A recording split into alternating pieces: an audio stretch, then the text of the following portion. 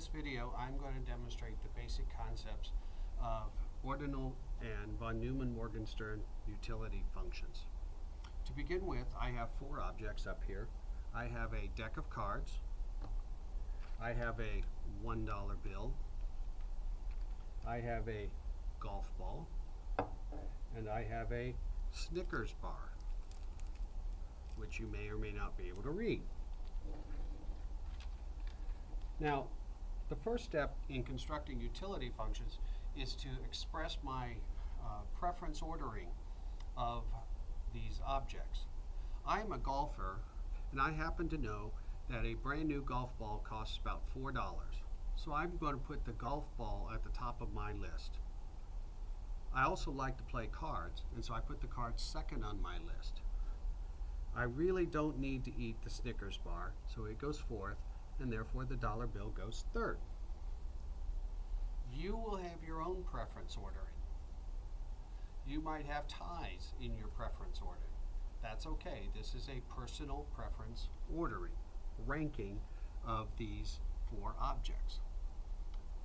To construct an ordinal utility function, I simply assign a numerical value to each of the objects so that the thing that I prefer most has the highest numerical value, and the thing that I prefer least has the smallest numerical value. And everything in the middle is ranked appropriately.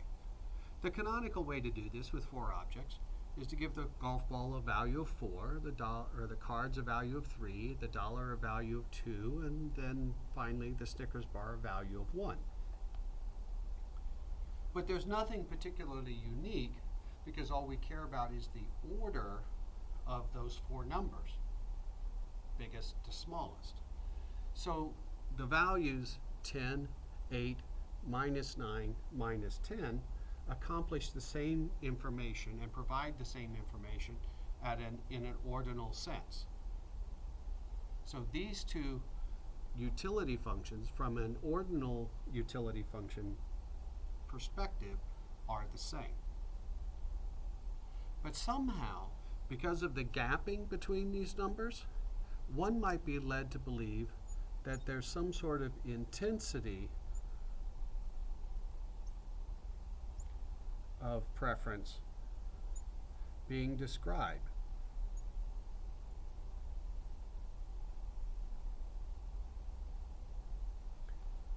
And it's that intensity of preference that von Neumann-Morgenstern utility functions are intended to capture. And so we have two questions that we need to think about for von Neumann-Morgenstern utility functions, which is how do we assign values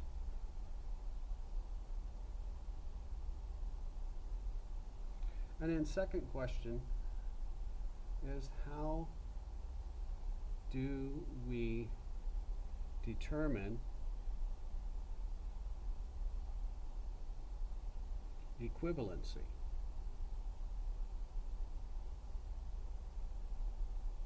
Of two utility functions. The answer to the first question is we use lotteries.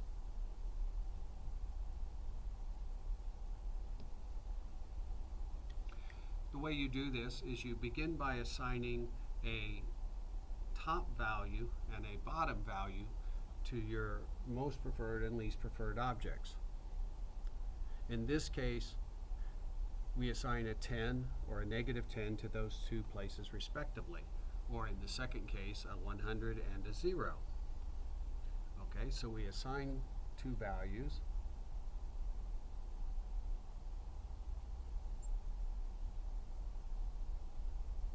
And then we use a series of lotteries. So here's what we do. I ask, do I prefer the dollar bill or a 50% chance of getting the golf ball with a 50% chance of getting the Snickers bar?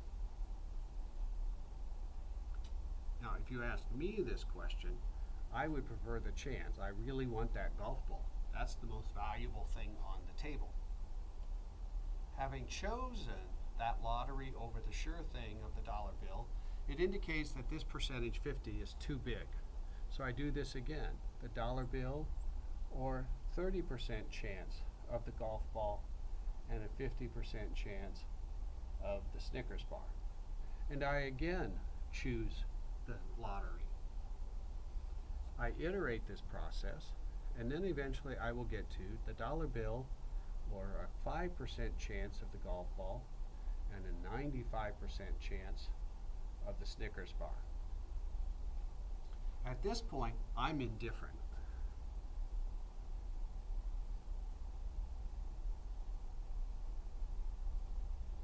You've reduced the chances of me wanting that golf ball or me getting the golf ball to the level of I'm waffling between that and the dollar bill. What this tells me at the point of indifference, that the utility that we're going to assign to the dollar bill is 95% of the way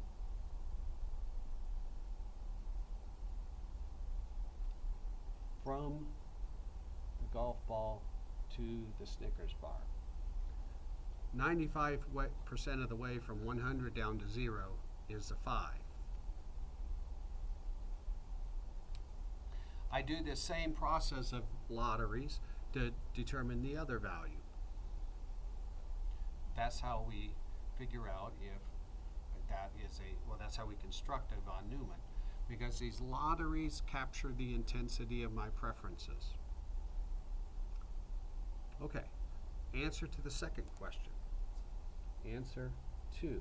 How do you tell if two von Neumann Morgenstern utility functions are equivalent? And the answer is use a linear transformation.